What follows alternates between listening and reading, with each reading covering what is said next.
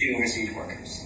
The remittances coming in, the vote of confidence that was in the IG, people identifying Yunus as someone who could be trusted, and therefore putting their money back in the formal channel was huge. And the RMG sector never missed a beat. I've had people from other countries in the region tell me, Sri Lanka would never have survived a similar situation with that little. So a lot of things went right, particularly the macro management of the economy was very good.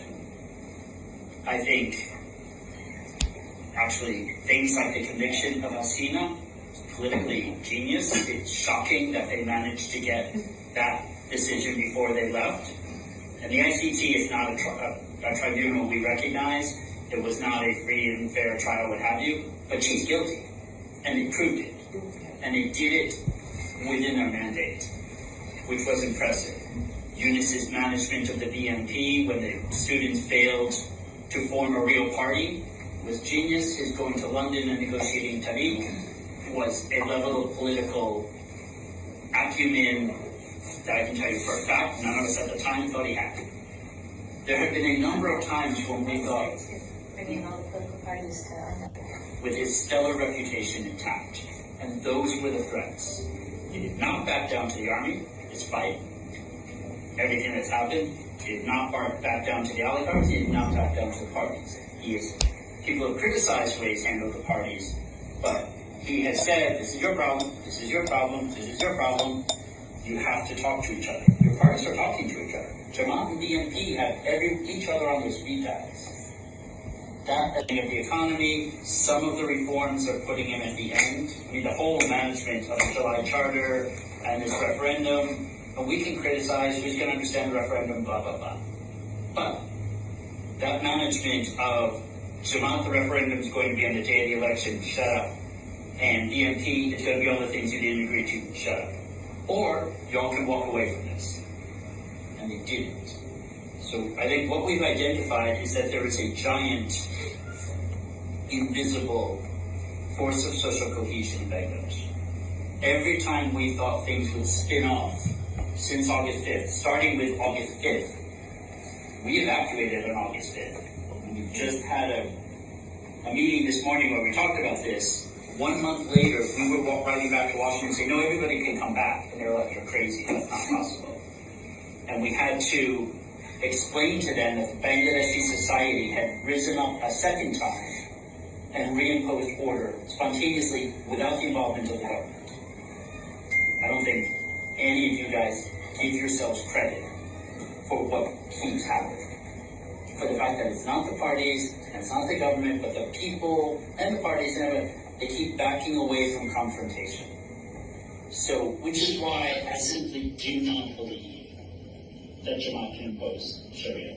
I was talking to somebody in the Catholic Church recently who said, well, if Jamaat wins, they're going to nationalize Sacred Heart and all the Catholic universities, and they're going to take them over and make them Islamic universities. I said,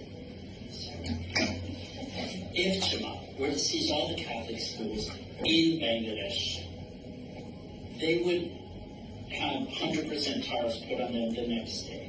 There is no way on earth the Catholic society in the United States would put up with that and allow Bangladesh to export things to the United States. So that's not a real thing. And while our government may not be the leader on this, Bangladesh's entire economy, 20% of your exports to the United States, depend on a series of socially liberal clothing chains and clothing brands that played a huge role in the fact that your factories are some of the most modern and safest in the world today that export. The internal ones, different. So, if Bangladesh tell women they can only work 5 hours or takes them out of RMG and imposes Sharia law, there will be no more orders. And if there are no more orders, there will be no Bangladeshi economy. Jamaat is not going to do that. Precisely because there are too many university-educated, smart people to do that. We will make exceedingly clear to them what will happen. The Europeans will make exceedingly clear to them. One thing is that you're Saudi Arabia, and a different thing is that you're Bangladesh and you become Saudi Arabia. So, what I would encourage you, and what our position is with regard to Jamaat, if we are going to talk to Jamaat, we are going to talk to Hafizat, we are going to talk to Islami and Bali. We want them to be our friends because we want to be able to pick up the phone and say, I think you just said, so here's how that's going to play out.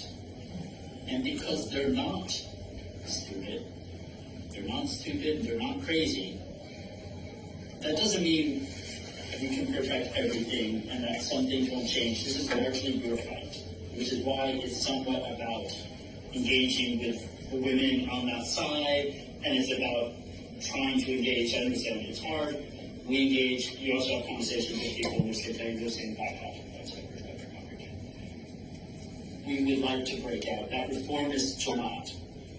These guys, the people who won in Dhaka University, can you talk to them? Will they go on your show? We're just looking for ways to engage and talk to people. But the Bangladeshi people are the ones who have decided to shift. If there's been a shift, they've shifted right, they've shifted Islamic. If they don't, if that's not how the election turns out, great. Then the only problem will be BNP destroying itself through internecine corruption and violence. But in all likelihood, Jamaat is going to do better than it's ever done before. They're going to be at the table, and it's going to be hard. But I don't think the full-blown panic is helpful, because there are guardrails. There is only so far that you go. You are an export-driven economy almost entirely dependent on the West.